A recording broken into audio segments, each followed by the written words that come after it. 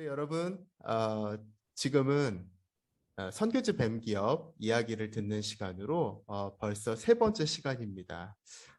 아쉽긴 하지만 또 이 마지막 시간이 굉장히 유익하고 또 빛이 나는 그런 시간이 되지 않을까 기대해 봅니다. 지금 이 시간에는 필리핀에서 15년 사역하시면서 사단법인 캠프를 통해서 또 사회적 기업, 협동조합으로 다양하게 또 영리 사업까지 진행하고 계시는 이철용 대표님을 모시려고 합니다. 이철용 대표님께서는 타워비를 중심으로 또 다양한 지역의 필리핀 현지인들을 돕고 계십니다.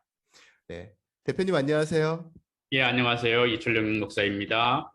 네, 아유 대표님 이렇게 컨퍼런스에 함께 해주셔서 정말 감사드립니다. 제가 영광이죠. 아직 내놓을 게 별로 없는데 좌충우돌을 한번 공유하는 그러한 의미로 좀 참가하게 됐습니다. 예. 네, 아니 뭐 겸손하시기까지 하셔서 대표님께서 굉장히 겸손하게 말씀하셨지만 또 현지인들과 더불어 건강한 거버넌스를 구축하면서 또 이런 영리와 비영리 비즈니스를 같이 운영하신다는 것이 굉장히 어려운 일인데 참 오늘 이제 그 이야기들을 본격적으로 들어보면 좋을 것 같습니다. 대표님 캠프 사역 이전에 대표님의 어떤 인생 여정을 좀 간단하게 소개해 주시면 좋을 것 같습니다. 제가 어떻게 하다 보니까 이제 필리핀에 한 15년 사역을 했는데요. 머리가 이제 지금 희끗희끗합니다.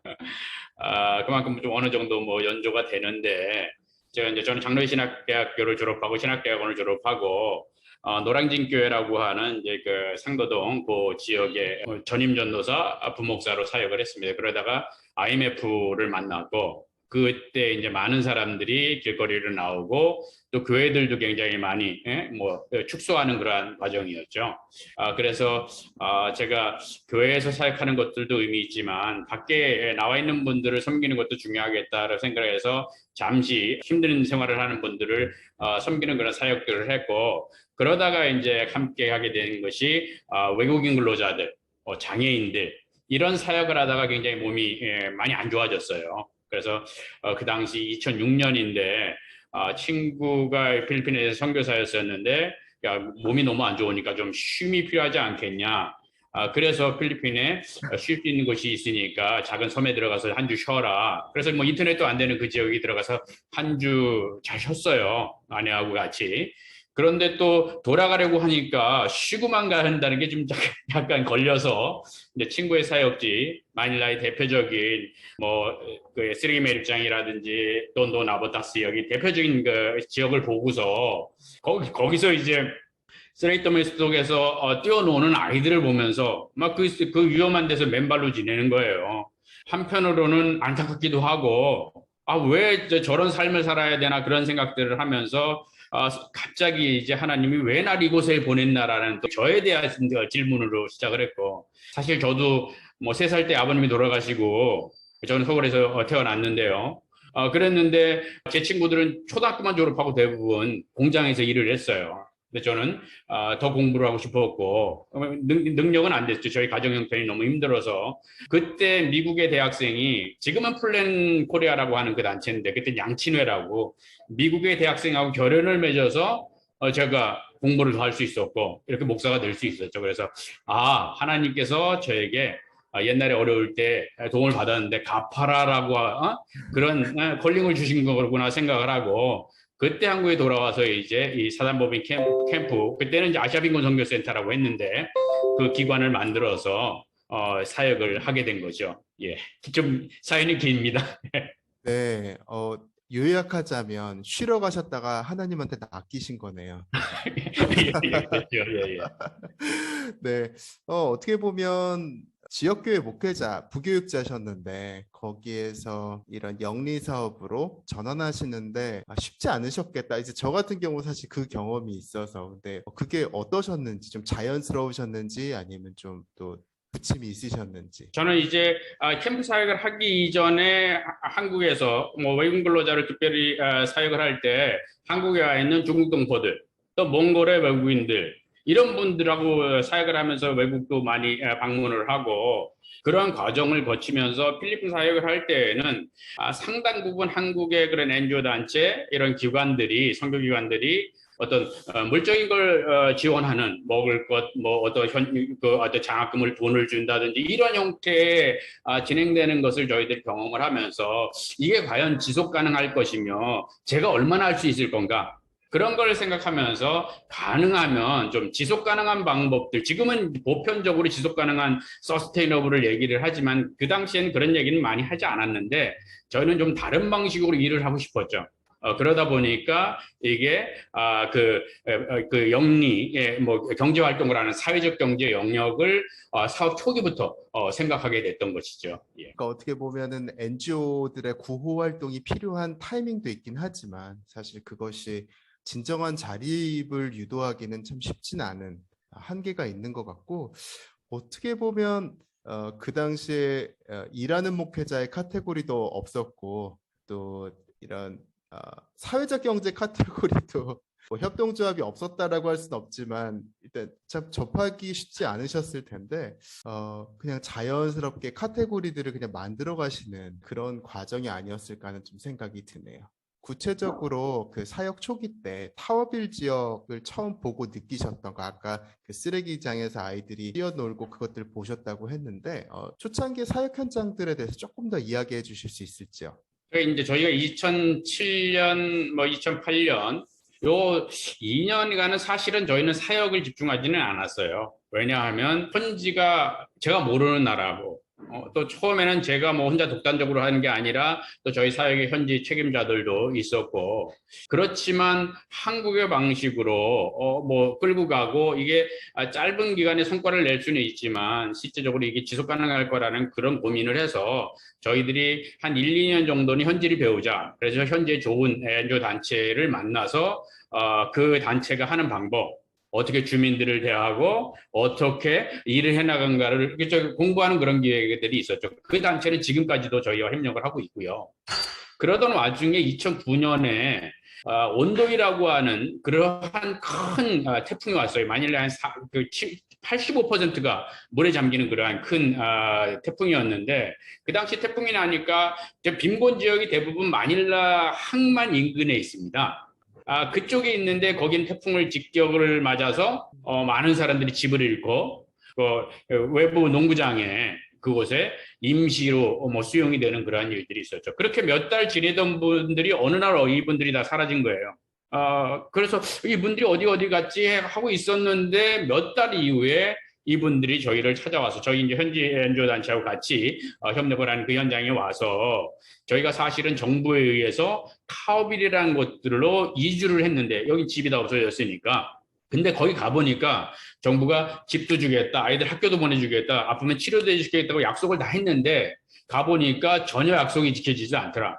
아유. 작은 야산 안에 한 5만 명을 몰아놓고 뭐 쓰레기 차에다 정말 트럭에다 실어서 갖다 부어놓고 그때 막 집을 짓고 뭐 이런 일들이 있는 거죠. 그렇다고 사회 기반 시설도 아무것도 없고 무엇보다 중요한 것은 일자리가 없으니까 어떤 인컴을 구하지 못하죠.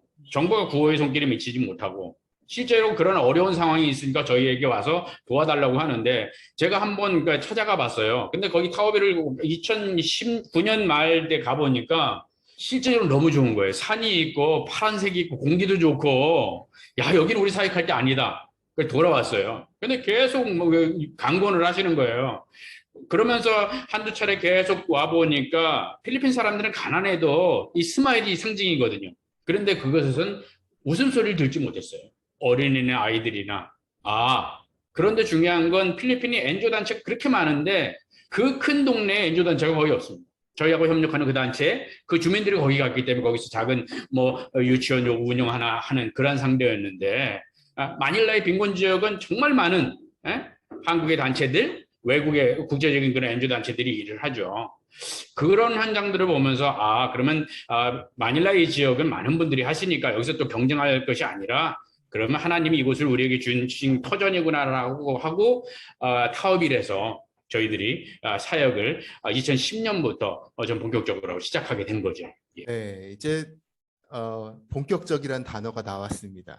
이제 본격적으로 비즈니스 이야기를 좀 들으려고 하는데 사단법인 캠프를 통해서 사회적 기업도 창업하시고 또 협동조합도 창업하시고 그리고 제가 알기로는 그냥 창업해서 뭐 일자리를 주고 그것을 훨씬 넘어서 또 현지 분들과 동역하시는 그런 구조를 만드시는 것을 알고 있는데 네, 창업 초기와 또 실제 사역 그리고 혹시 또 어려웠던 점 그런 것들이 있으면 잠깐 나눠주시면 좋을 것 같습니다. 저희가 타업일에서 사역을 시작해야 되는데 사실 그 지역을 모르잖아요. 그래서 저희가 한국의 사회적 기업, 빈곤, 환경 이런 전문가들 한 8분을 모셔서 지역 조사를 좀 했고요.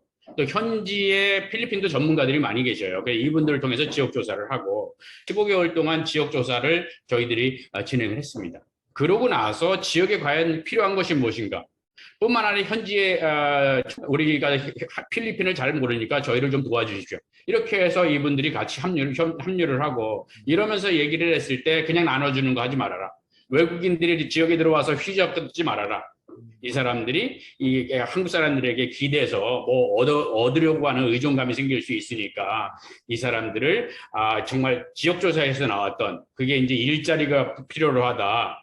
아플 때 치료를 해야 된다. 학교로 보내야 된다. 요 3가지 니즈가 가장 컸는데 이거에 기반한 사역들을 하나하나 하는데 이것들이 외국인들이 하는 게 아니라 주민 주도로 할 수 있도록 하자.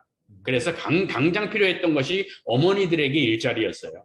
그래서 봉제를 사실은 이제 지역에 없는 서비스를 해야 되고 왜냐하면 작게 하고 있으면 또 경쟁을 하게 되면 그거 안 되니까 지역이 없는 것 뿐만 아니라 지역 사람들이 원하는 것 지역의 니즈에 기반한 그런 것들을 했을 때 저희들이 봉제 사회적 겸 시작을 했고요. 그러면서 아이들이 뭐 5-6명씩 있으니까 케어 아이들을 할 수가 없으니까 그 아이를 봐야 되니까 그래서 저희가 유치원을 시작하고 도서관을 시작하고 리더십을 하고 그 다음에 또 한 어머님이 임신 3개월에 돌아가신 거예요. 이 돌아가신 이유가 어떤 치료 서비스를 받지 못해서 그래서 저희가 어떤 이제 의료 서비스도 시작을 하고 그러나 굉장히 힘들었던 건 뭐냐면 제가 봉제를 모르잖아요. 목사잖아요. 봉제 훈련을 받고 국가기능사 자격을 따고 그 다음에 제품을 생산했는데 팔 데가 없는 거죠. 그 다음에 저희들이 이제 농업을 통해서 네이처링 골가라고 하는 건강한 먹거리 사역을 하는데 처음에는 이제 보나양계 강동진 목사님 저하고 이제 신앙대학교 동기이셔요. 그래서 찾아뵙고 공부를 하고 시작을 해서 처음에 하루에 한 200~300알이 나오는데요. 이게 팔 때를 먼저 생각했어야 되는데 생산만 신경 썼어요. 이제 생산하면 끝이구나 이렇게 생각을 했는데 그때부터 시작이더라고요.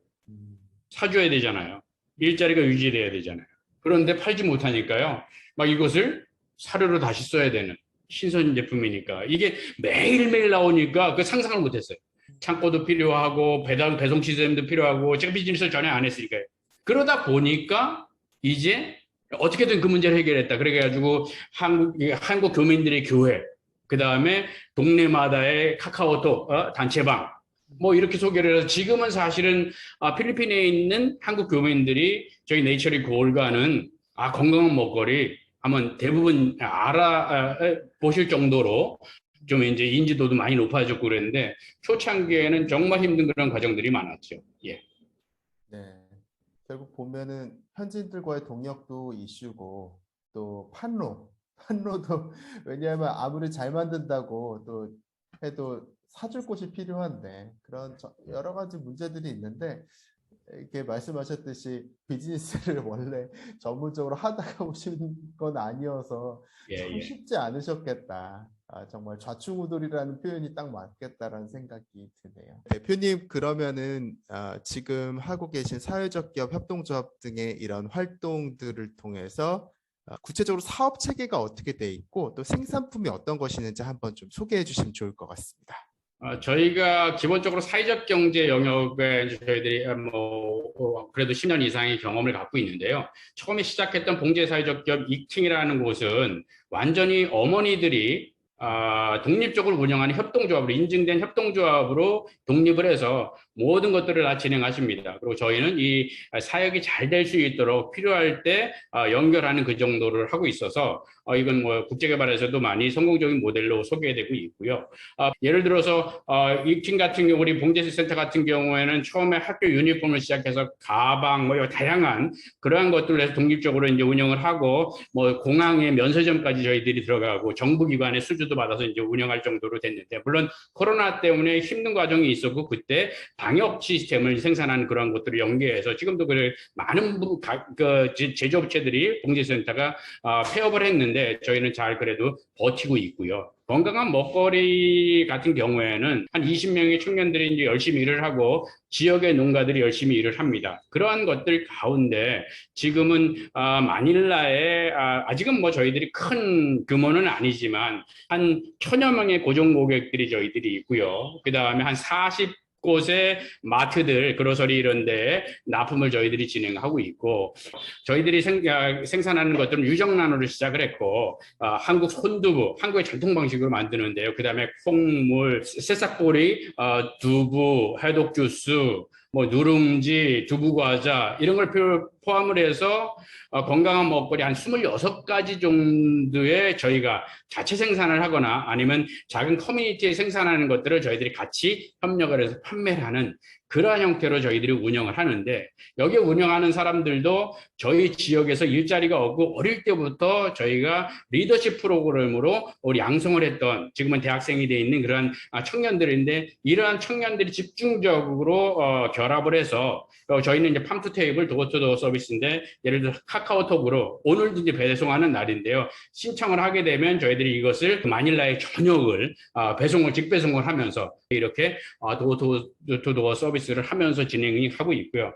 현지인들의 집중을 좀 해서 예전에는 7, 80%가 한국 교민이었는데 지금은 한 50%, 절반 정도, 50% 정도가 현지 교민. 앞으로는 이곳을 더 확장하려는 그러한 노력들을 좀 진행하고 있습니다. 예.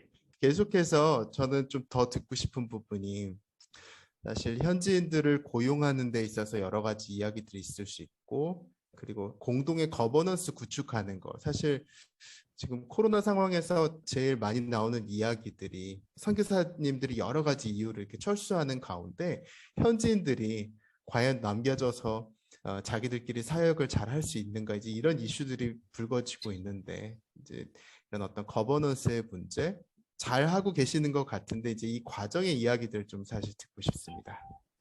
예, 지금 저는 이제 국제개발 현장에 특별히 이제 NGO를 설립을 하고 그 사역을 하면서 이제 사회적 경제 방식 그런 것들을 하고 제가 뭐 이어서 얘기할 부분들이 이제 이게 어떻게 현지 교회와 연계가 되냐 이런 사역들도 좀 말씀을 좀 드리게 되는데요.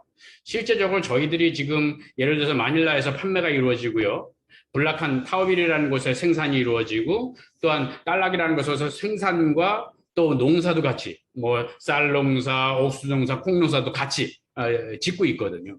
이게 다양한 곳에서 동시에 진행되기 때문에 NGO 단체 같은 경우는 남아있는 단체가 몇 군데 되지 않습니다. 선교사님들도 한국에 복귀를 했는데 일부러 가신 것들이 아니라 한국에 일시적으로 방문차 갔는데 하늘길이 문이 닫힌 거죠. 그래서 비자의 상태라든지 이런 것들 때문에 못 들어온 분들이 상당 부수 계셔요. 그랬을 때 이 사역지가 많이 어려워지는 그런 것들을 보고 있는데 저희는 이제 모든 것들을 현지의 추후에 이관한다라는 그런 계획들 가운데 처음부터 이제 플래닝을 좀 하거든요. 그래서 실제적으로 타워빌 같은 경우에는 지금 그 이관 단계를 진행하던 와중에 코로나가 맺었어요. 그런데 저는 지금 같은 경우는 딸락에서 농사와 그 지역의 시스템을 만드는 것들에 집중을 해서 제가 일주일에 거의 3분의 2는 딸락에 있습니다. 타워빌은 거의 제가 가지를 못해요. 그런데 저희가 현지 이관을 준비로 하면서 우리 청년들의 리더십과 스킬을 처음부터 키운 거죠. 저희 청년 농업팀 리더 이 친구가 전체 센터 저희가 한 3,000평 넘는 그러한 지역에 시설들이 다양하게 있습니다. 저희 개사도 있고요, 봉제센터도 있고, 게스트하우스도 있고, 오피스도 있고, 각종 교육, 보건 그런 시설들이 굉장히 많은데 이러한 지역을 관리하는 거에서부터 제품을 생산하는 것까지 이 청년들이 다 합니다. 그리고 퀄리티가 유지가 돼요. 그러한 것들은 처음부터 이 친구들에게 리더십을 주고 이 친구들이 이게 단순 고용인이 아니다. 이제 우리가 이것을 통해서 지역 서비스를 하고 지역의 변화를 위해서 우리들이 리더로 성장하는 것이다라는 것들을 계속적으로 저희들이 같이 토론을 하고 이러면서 진행해 왔더니 리더십이 생기는 거죠. 시키는 것만 하는 그러한 시스템을 간다고 하면 그러면 이게 불가능했을 거라고 생각하고 저희도 이렇게 오지 못했다고 생각을 하고 봉지센터 같은 경우도 저희가 처음부터 어머니들의 리더십을 키우고 이것은 여러분의 것입니다. 이제 협동조합이 돼서 여러분이 운영을 해야 되고 이 운영의 목적은 지역사회를 하나님이 주신 그러한 사람들이 배고파서 고통받지 않는 곳, 이 동네로 만드는데 우리를 사용하게 해야 됩니다라는 것들을 했을 때 이분들이 동의하고 토론하고 문제점을 같이 해결하려고 하고 이런 방식들이 진행되니까 저는 어느 정도 조금 뭐 완전히 된 건 아니지만 많이 타워빌은 좀 이관이 됐고 다른 지역도 이런 분야에 굉장히 사회적 기업 가운데 뭐 여러 가지 사회적 문제 해결의 부분들도 있지만 중요한 것은 뭐 거버넌스잖아요. 그 안에서 의사결정을 어떻게 하느냐 그런 상황에서 우리 청년들이 정말 이게 그냥 단순히 직장 이상의 것들을 생각했기 때문에 그런 리더십, 그러한 꿈을 꿀 수 있는 그러한 청년들이 같이 일을 하게 돼서 저희는 이런 위기 상황을 그래도 잘 버티고 저희는 여태까지 한 번도 물론 교육이라든지 보건이라든지 이런 것들은 정부 방침에 의해서 왜냐하면 이곳에 와서 다시 또 지역에 코로나를 확산시키면 안 되니까 그것은 잠정적으로 지금 중단돼 있어요. 그렇지만 그 외에 사회적 경제 영역은 지속적으로 운영할 수 있었는데 이러한 것들은 주민 주도에 할 수 있는 그런 리더십 덕분이 아닌가 하는 그런 생각들을 합니다. 네, 이제 이야기가 점점 더 깊어지고 있는데 지금 이제 코로나 상황, 아직 필리핀 한참 진행 중으로 알고 있는데 그 필리핀의 코로나 상황과 또 지금 캠프 사역 어떻게 진행되고 있는지 좀 잠깐 소개해 주시면 좋을 것 같습니다.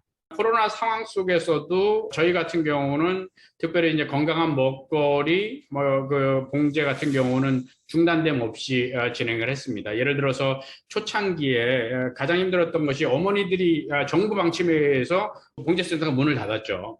그러다 보니까 이분들이 인컴이 없고 남편들도 밖에 나가서 일을 할 수 없어요. 왜냐하면 초창기 격리를 했을 때에는 모든 정부기관, 모든 백화점, 모든 제조업의 문을 다 닫았습니다. 그리고 모든 교통수단을 다 중단시켰고요.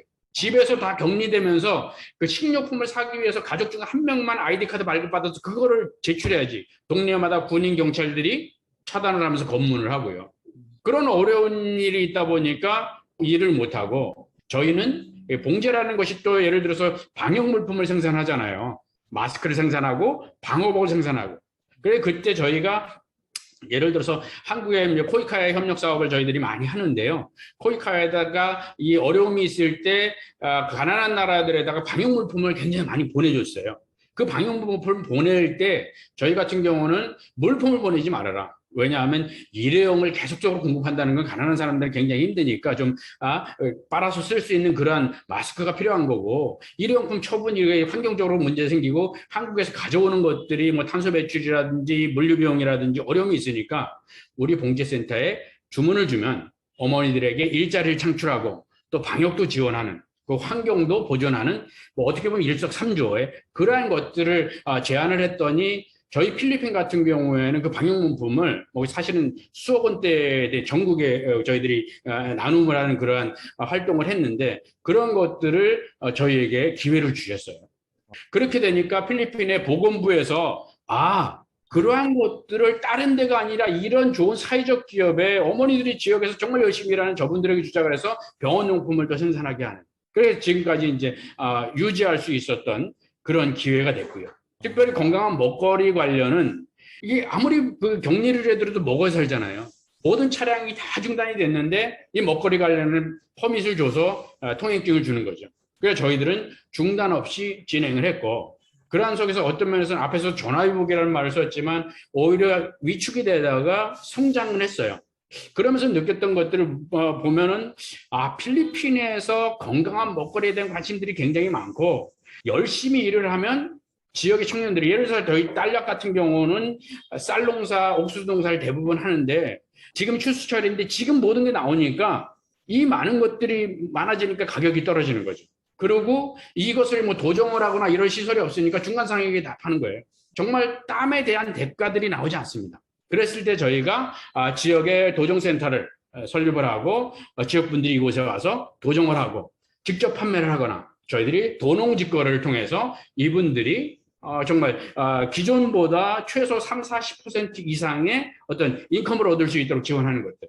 그렇게 된다고 하면 저희 지역에도 젊은이들이 농업을 안 하려고 해요. 왜냐하면 부모들이 농업하면 가난한데 이 대물림 싫어. 너는 나가서 직장 생활해. 그렇다고 이 학생들이 나가서 직장 생활한다는 건 쉽지 않습니다.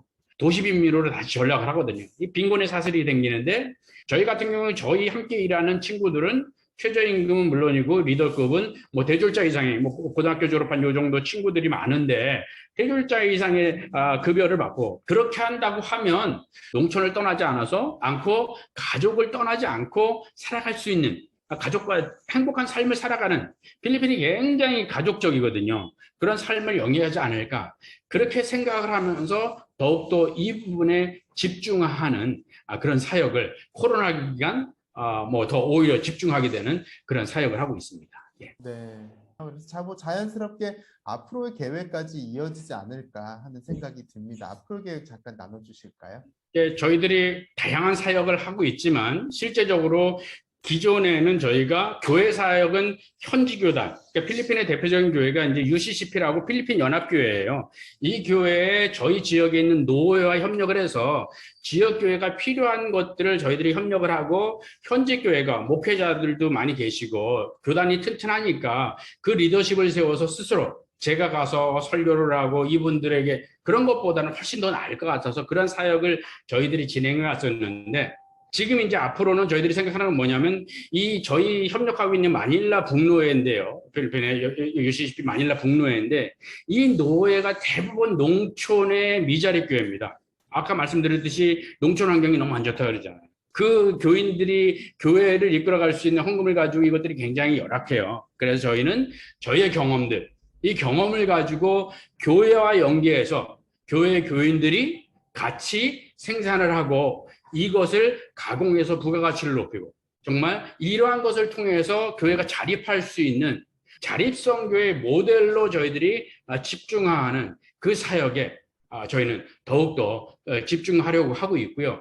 단순히 생산하는 것, 뭐 요것을 떠나서 생산하고 가공을 해서 부가가치를 넓히고 이것이 도심으로 연계될 수 있도록 그렇게 해서 정말 내가 하나님 믿고 정말 좀 변화가 되었다. 이런 삶과 영적인 모든 분이 변화했다라는 그러한 것들을 좀 만들어낼 수 있는 자립성교회 모델들을 좀 만드는데 집중하려고 합니다. 예. 굉장히 중요한 부분 말씀해 주셨는데 사실 우리의 사역이 단순히 영적인 변혁뿐만 아니라 훨씬 넘어서 이것이 사회적이고 경제적이고 환경적인 그런 변혁까지 가는 것이 비즈니스 에즈 미션의 가치인데 그런 부분에 있어서 어떤 선교지 지역교회의 목회 활동이 또 사회경제 활동과 연계가 되고 도농직거래 말씀하셨는데 도농직거래를 통해서 또 유기적으로 어떤 도시와 지방 간의 그런 유통 그런 것들이 있는 것이 굉장히 또 아주 의미 있지 않을까 하는 그런 생각이 듭니다. 네, 이제 거의 마무리할 시간이 다 됐습니다. 어떻게 보면 총론이라고 할 수 있는데 대표님께 있어서 선교란 또 비즈니스 에즈 미션이란 또 한번 나눠주시면 좋을 것 같습니다. 저 같은 경우는 제가 뱀에 대한 그런 깊은 이해라든지 통찰력 속에서 일을 하기보다는 하나님이 주신 그런 터전 속에서 지역에 필요한 것들을 좀 장기적으로 이끌어 나가야 되지 않나 하는 그런 생각들 가운데 이제 저희 사역을 하고 있고 제가 어떤 뱀으로서 이렇게 뭐 집중한다 뭐 이런 것들은 아닌데요. 선교라고 할 때 저는 그냥 저희가 무엇을 주고 무엇을 뭐 가르치고 이러기보다는 그냥 함께 살아가는, 함께 살아가면서 좀 그 선한 영향력을 만들어내는 것이 선교라고 생각을 좀 하게 되고요.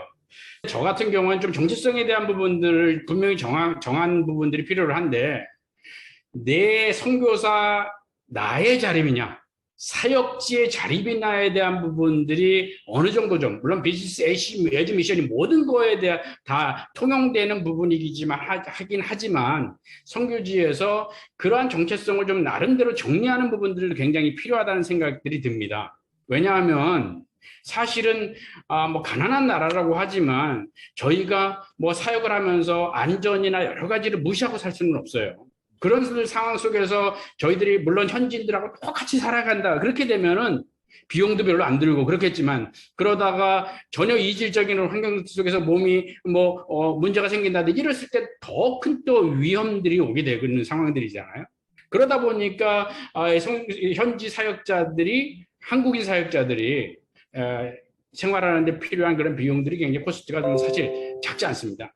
그러다 보니까 이것이 나를 위한 아니면 지역을 위한 어떤 분은 선교 사역비가 굉장히 어려움이 있다 보니까 이제 비즈니스 에이지 미션이란 그것들로 얘기를 하면서 어떤 사역을 하는데 본인 생존도 힘들어지는 그런 경우들이 발생들을 하죠. 그러니까 저 같은 경우에는 그런 부분들을 클리어하게 정리를 해서 저는 어떻든 지역 사람들, 지역교회의 자립에 포커스를 맞춘다. 그것에 어떤 결과를 만들어내는 것들에 집중한다.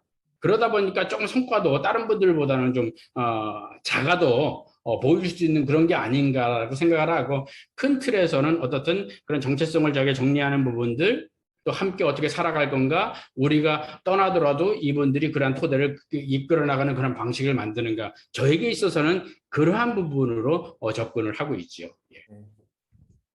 앞에 있는 것들을 잘 또 한번 이렇게 모두는 그런 말씀이셨던 것 같습니다. 대표님 정말 감사드리고요. 오늘 이제 대담은 여기서 마치도록 하겠습니다. 시간 기회해 주셔서 감사합니다. 고맙습니다. 예. 네, 이제 셋째 날 가장 마지막 시간을 남겨놓고 있습니다. 여러분을 파송하는 파송 예배고요. 제이어스의 찬양과 또 수원 하나교회 고성준 목사님의 지금 여기 선교의 시대라는 제목으로 메시지가 준비되어 있는데 우리 참석자 여러분들 마지막까지 함께 해주시면 좋을 것 같습니다. 우리 함께 제이어스와 함께 하나님 앞에 뜨겁게 예배드리도록 하겠습니다.